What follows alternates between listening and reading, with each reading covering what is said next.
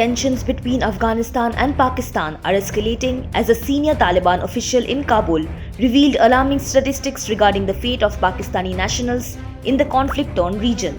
The official, Muhammad Yaqub Mujahid, who serves as the Taliban's appointed defense minister and second deputy leader, claimed that more than 20 Pakistani nationals were killed in security force operations between January and December of the previous year.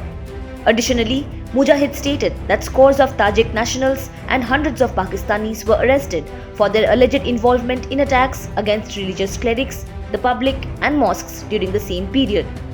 Mujahid took the opportunity to call upon neighboring countries to strictly monitor their international boundaries, suggesting that improved border control could contribute to regional stability.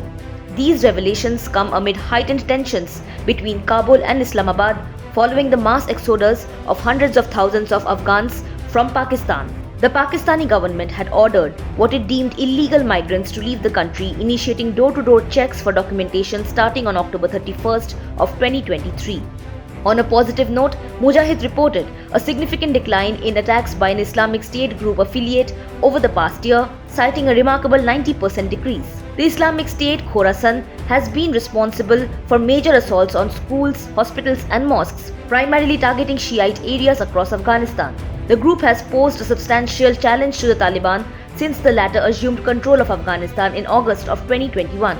The Islamic State views Shiites as apostates and has concentrated its attacks in Kabul and northern provinces, avoiding the south, which is considered the Taliban's stronghold. Despite these developments, the Taliban's strict measures since assuming power have faced criticism on the international stage. The extremist rulers have barred women from public life and work, officially restricting girls from attending school beyond the 6th grade. However, on the ground, it has been discovered that girls, regardless of grade, are discouraged from attending schools as soon as they turn 10 years old. According to reports in Nangarhar province, evidences were found that Afghan girls were unable to attend school beyond the 3rd grade. As tensions rise and the situation in Afghanistan continues to evolve, the international community watches closely for any signs of diplomatic resolution or further deterioration in the region.